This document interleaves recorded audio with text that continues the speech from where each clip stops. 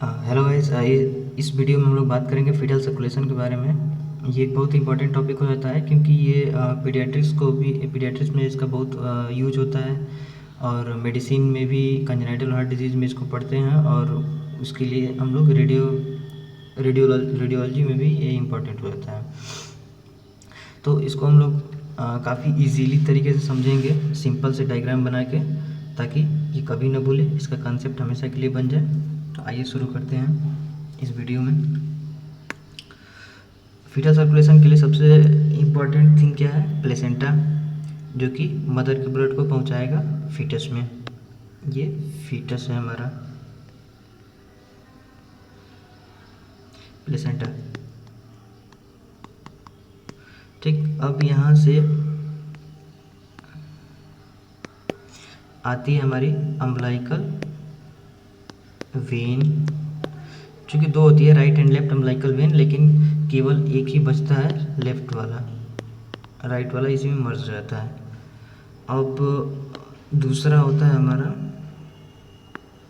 Umbilical artery, जो कि foetus से ब्लड को लेके आएगा। तो ये दो होता है, right umbilical artery, left umbilical artery.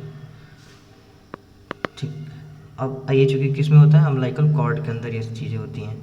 अब ये पहुंचा हमारा फीटस के अम्बलाइकस के पास, अम्बलाइकस, और सबसे पहले अम्बलाइकस के बाद से जाता है लीवर के पास, फीटस के लीवर के पास। ये सारी चीज़ें जब अम्बलाइकल वेन जब पहुंचता है यहाँ पे, इसको अच्छे से बना देते हैं। जब अम्बलाइकल वेन पहुंचता है यहाँ पे, तो सबसे पहले जाता है ये लीवर के पास, जाके ये किसको ज्वाइन करता है?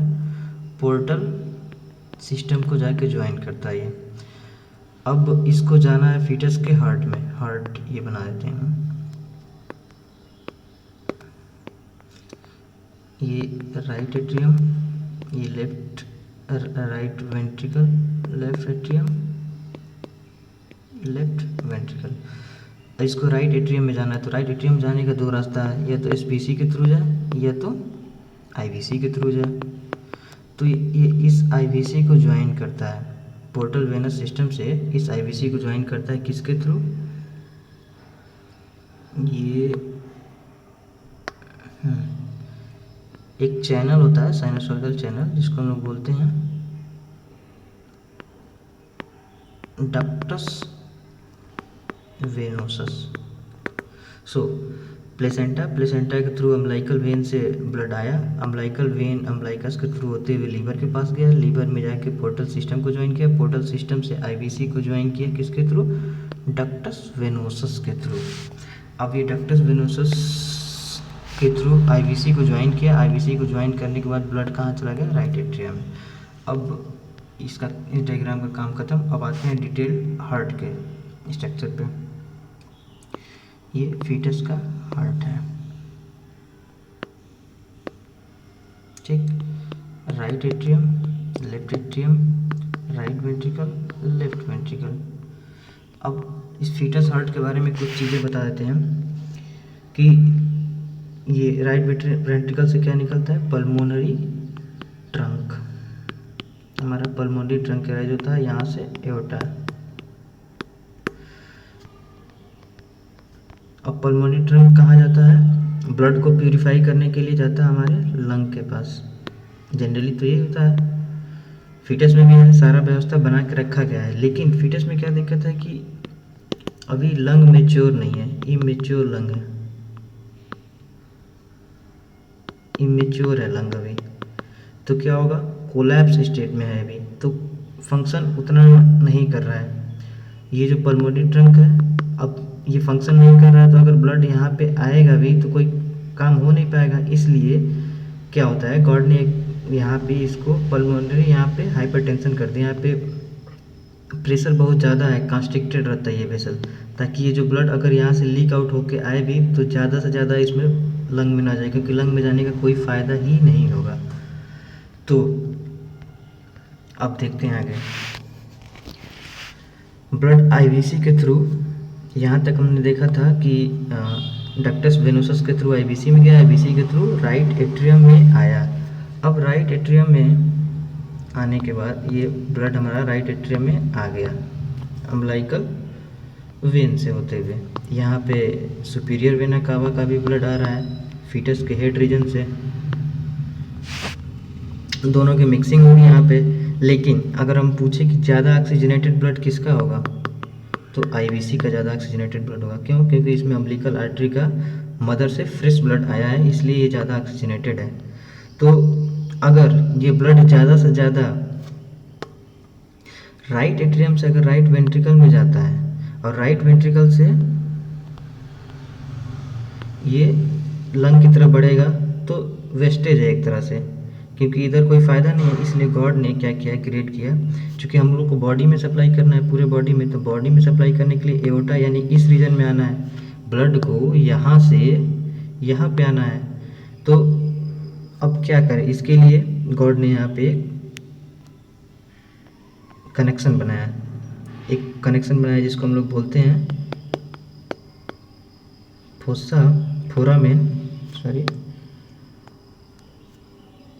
फोरामेन ओवेल, ताकि जो आईवीसी से जो ब्लड आ रहा है राइट एट्रियम में वो इधर ना जाके मेजर पोर्शन जाए। इसलिए इसका 1/3 पार्ट जो भी आईवीसी से ब्लड आता है वो चला जाता है लेफ्ट एट्रियम में, और लेफ्ट एट्रिया के थ्रू आ जाता है लेफ्ट वेंट्रिकल में, और लेफ्ट वेंट्रिकल के थ्रू एओर्टा में निकल जाता है। लेकिन अभी भी आईवीसी का 2/3 ऑफ ब्लड इसमें राइट एट्रियम में आता है, प्लस ऊपर से एसबीसी से भी ब्लड आती है।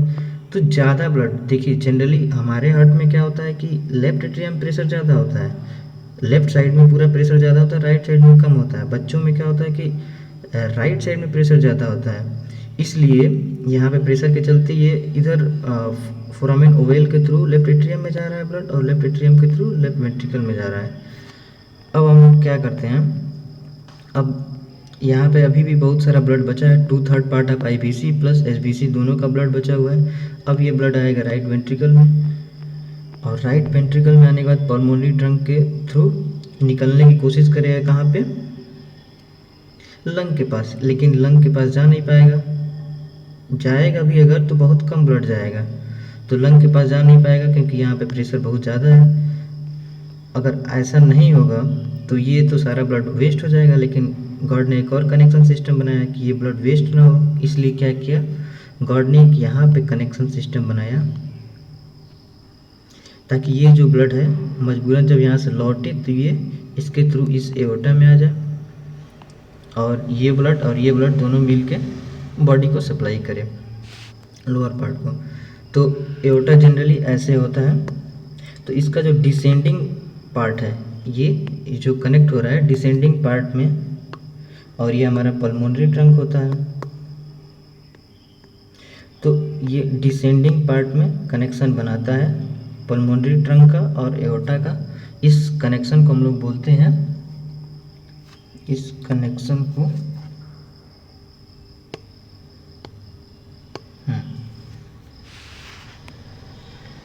डक्टस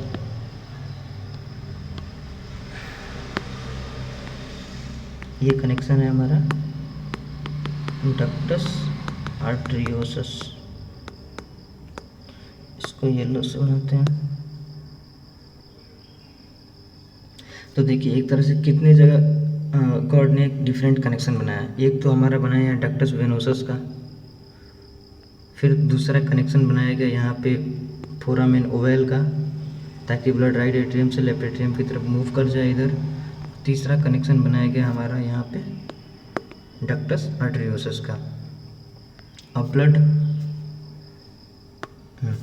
ब्लड हमारा निकल चुका है एओर्टा से। अब ये पूरे लोअर बॉडी को सप्लाई करेगा, और सप्लाई करके अंतिम में अम्बलाइकस के पास यूरिनरी ब्लैडर से होता हुआ ये अम्बलाइकस के पास कन्वर्ट होगा, किसमें, दो अम्बलाइकल आर्टरी में, दोनों साइड से, राइट अम्बलाइकल आर्टरी और लेफ्ट अम्बलाइकल आर्टरी, और ये जाके प्लेसेंटा से ज्वाइन हो जाएगा, और प्लेसेंटा के थ्रू ये मदर में चला जाएगा। तो ये हमारा रहा पूरा फीटस सर्कुलेशन। एक बार हम बता देते हैं कि कैसे सीक्वेंस में आता है। सबसे पहले आया ब्लड हमारा अम्बिलिकल वेन, ठीक। एक ही अम्बिलिकल वेन होता है, राइट एंड लेफ्ट में से राइट में मर्ज होकर केवल लेफ्ट वाला अम्बिलिकल वेन बनाता है। अम्बिलिकल वेन से ब्लड कहाँ गया, पोर्टल सिस्टम के पास गया। पोर्टल सिस्टम से कहाँ गया, डक्टस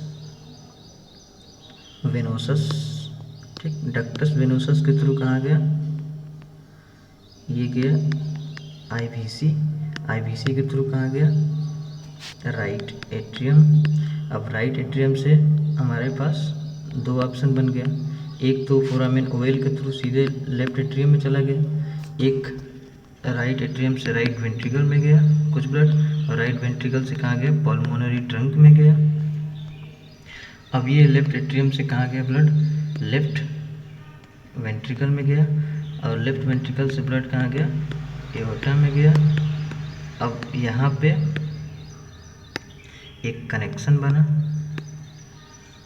जिसको हम लोग बोलते हैं, कौन सा कनेक्शन है, डक्टस आर्टरियोसस। अब ये ब्लड अम्बिलिकल आर्टरी बनाया, अंतिम में ब्रांच दिया राइट एंड लेफ्ट, ये फर्दर प्लेसेंटा के पास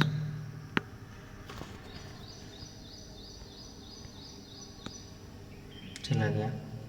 तो एक चीज़ और देखते हैं, मिक्सिंग कहाँ कहाँ हो रही है। ब्लड यहाँ से आया, डक्टस वेनोसस के पास आया, तो यहाँ पे एक बार मिक्सिंग हुआ। क्यों मिक्सिंग हुआ, क्योंकि डक्टस वेनोसस में पहले से एक साइनोसाइड है, यहाँ पे ब्लड फिल था बॉडी का फीटस के। अब हम लोग नया ब्लड भेजे तो यहाँ पे एक बार मिक्सिंग हुआ। सेम आईवीसी में मिक्सिंग होगा क्योंकि उसमें ऑलरेडी पहले से ब्लड था, ये नया गया। राइट एट्रियम में तो मिक्सिंग हो ही रहा है। लेफ्ट एट्रियम में भी मिक्सिंग हो सकता है, क्यों, क्योंकि अगर कुछ थोड़ा सा भी ब्लड गया होगा हमारा लंग के पास, तो वो वापस रिटर्न किस में आएगा, लेफ्ट एट्रियम में ही आएगा। तो वहाँ पे प्योर ब्लड आएगा, और ये यहाँ से मिक्स्ड ब्लड गया है तो यहाँ पे भी मिक्सिंग होगा, बहुत कम होगा लेकिन मिक्सिंग होगा। फिर कहाँ मिक्सिंग हो रहा है, यहाँ पे मिक्सिंग हो रहा है, और उसके बाद से एओर्टा और ये राइट अम्बिलिकल आर्टरी प्लेसेंटा और ये, तो ये हमारा फीटल सर्कुलेशन हो गया। अब जब बर्थ होगा, बर्थ के बाद क्या क्या चेंजेज आएंगे, तो हम सबसे पहले यहाँ देखते हैं कि ये जो हमारा पल्मोनरी ट्रंक वाला जो रीजन था, जो कि जिसमें प्रेशर ज़्यादा था, जो कि कंस्ट्रिक्टेड था, ये बहुत सेंसिटिव होता है ऑक्सीजन के लिए। ये बहुत सेंसिटिव होता है किसके लिए, ऑक्सीजन के लिए। तो जो बच्चा पहला ब्रीथ लेता है, पहला जब सांस लेता है, ये यहाँ से ट्रेकिया है, ये बच्चे का इधर माउथ होगा, बनाते हैं इसको समझने के लिए। बेसिकली सब चीज़ ऊपर होगा, लेकिन समझने के लिए इजीली मैं बना रहा हूँ इधर। माउथ हुआ, जब बच्चा पहली बार सांस लेता है तो लंग इन्फ्लेट होता है। अब चूँकि ऑक्सीजन ज़्यादा हो रहा है, तो यहाँ पे जैसे ऑक्सीजन से सेंसिटिव होता है ये, तो क्या होता है, यहाँ पे डायलेट होना शुरू होता है, ये इधर ये इधर। तो ये जब डायलेट होगा, हमारा पल्मोनरी ट्रंक डायलेट होगा,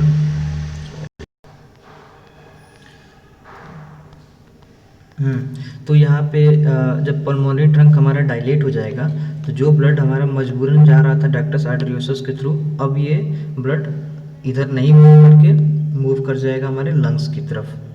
तो पहला चेंजेस क्या है हमारा बर्थ पे, कि जो हमारा पल्मोनरी ट्रंक था, अब ब्लड पल्मोनरी ट्रंक से गुजरेगा। ये जो पल्मोनरी ट्रंक था, यहाँ पे जो डक्टस आर्टरियोसस था, अब ब्लड इधर से ना गुजर के ये सीधे इधर मूव करेगा ब्लड, क्योंकि अब ये यहाँ पे डायलेट हो चुका है। दूसरा क्या चेंजेस आएगा, तो चूंकि अब इसका काम नहीं है कोई, डक्टस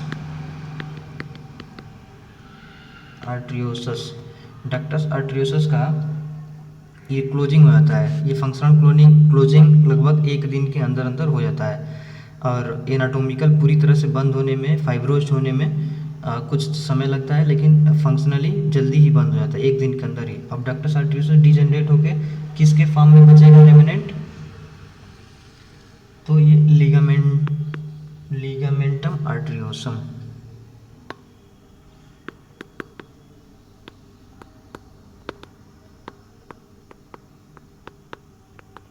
ठीक, लिगामेंटम आर्टरियोसम।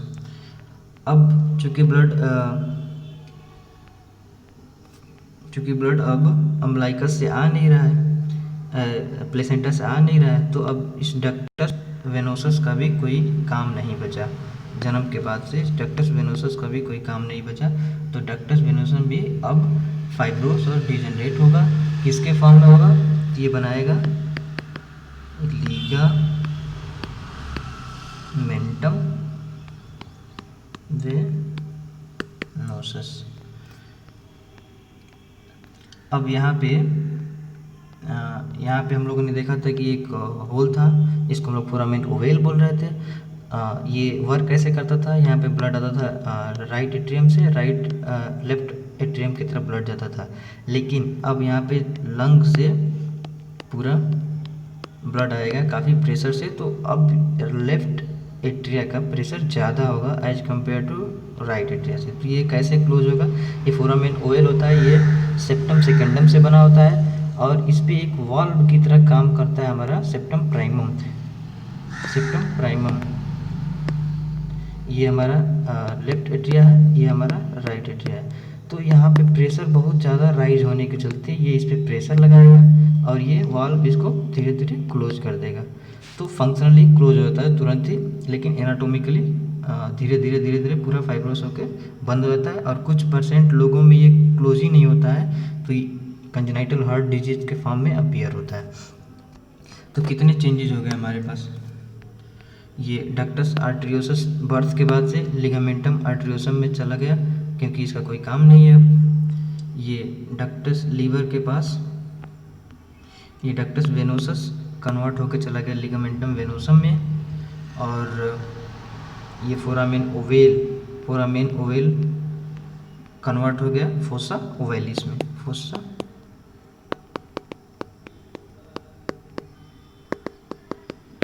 फोसा ओवेलिस में।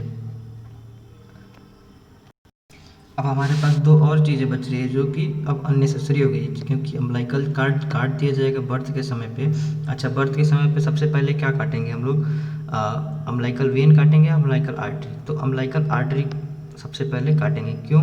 किसके सबसे पहले लाइगेट करेंगे? क्योंकि अगर अम्बलाइकल आर्टरी को बाद में करेंगे तो जो फीटस से ब्लड हो सकता है मूव करके चला जाए प्लेसेंटा, तो फीटस एनीमिक हो सकता है। तो पहले इसको लाइगेट करेंगे, बांधेंगे, काटेंगे, फिर हम लोग थोड़ा समय देंगे अम्बलाइकल वेन को काटने के लिए, ताकि जो भी प्लेसेंटा में जो ब्लड बचा हो वो मूव कर जाए, जिसको हम लोग डिलेड कार्ड क्लैंपिंग भी करते हैं। इसको हम लोग PSM में पढ़ते हैं कि डिलेड कार्ड क्लैंपिंग करते हैं ताकि बच्चा एनीमिक ना हो।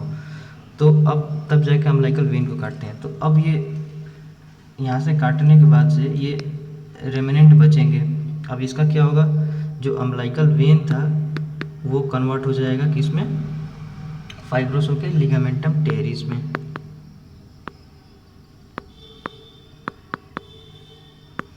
और जो अम्बलाइकल आर्टरीज हैं ये कन्वर्ट हो जाती हैं किसमें? Medial umbilical ligament, medial umbilical ligament में। जिसको कैसे याद हम लोग रखते हैं? अमूल से।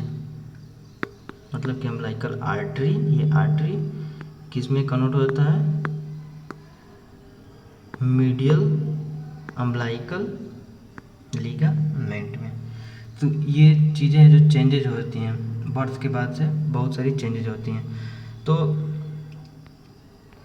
गाइस ये था फीटल सर्कुलेशन के बारे में, और बर्थ के बाद से क्या क्या चेंजेज आती हैं, मेजर चेंजेस। तो इसके लिए वीडियो था, और वीडियो को लाइक कीजिए, सपोर्ट दिखाइए। अच्छा, एक चीज़ और डायग्राम में हम एक बार दिखा देते हैं। इस डायग्राम में ये हमारा प्लेसेंटा के थ्रू ये गया ब्लड अम्बलाइकल वेन से ये गया पोर्टल सिस्टम, और यहाँ पे ये डक्टस वेनोसस है हमारा, ये पोर्शन डक्टस वेनोसस है। ये ज्वाइन करता है किसमें? IVC में। ये हमारा IVC है, IVC में ज्वाइन किया। ये ब्लड गया राइट एट्रियम में, यहाँ से कुछ ब्लड फोरामेन ओवेल के थ्रू गया लेफ्ट एट्रियम में, लेफ्ट एट्रियम के थ्रू लेफ्ट वेंट्रिकल में, और वेंट्रिकल से यहाँ पे एओर्टा के थ्रू निकल गया। यहाँ से कुछ ब्लड राइट वेंट्रिकल में आएगा, राइट वेंट्रिकल के थ्रू पल्मोनरी ट्रंक से होते हुए जा रहा था, लेकिन लंग के पास जा रहा था, लेकिन लंग के पास जाने के लिए इसका रास्ता बहुत ही मुश्किल है। मुश्किल क्यों है? क्योंकि प्रेशर ज़्यादा है, इसलिए ब्लड मूव हो जाएगा कहाँ पे? यहाँ पे एओर्टा में मूव हो जाएगा। ये देखिए पल्मोनरी से एओर्टा में मूव हो गया। ये यहाँ पे जो लिंक है इसको हम लोग बोलते हैं डक्टस आर्टेरियोसस। अब यहाँ से ब्लड आया एओर्टा के थ्रू ब्लड आके यहाँ पे अम्बलाइकल आर्टरी में कन्वर्ट हुआ, और ये आर्टरी जाके यहाँ पे वापस प्लेसेंटा में ब्लड ड्रेन कर दी। तो ये हमारा कंप्लीट विटल सर्कुलेशन था। तो इस वीडियो को यहीं ख़त्म करते हैं। वीडियो को लाइक कीजिए, सब्सक्राइब कीजिए, और आगे मैं फर्दर कंजेनाइटल हार्ट डिजीज़ हैं जो फीटस जो पीडियाट्रिक के लिए बहुत इंपॉर्टेंट है, उसके ऊपर भी मैं एक सिंप्लीफाइड मॉडल से वीडियो बनाऊंगा। तो थैंक यू गाइस।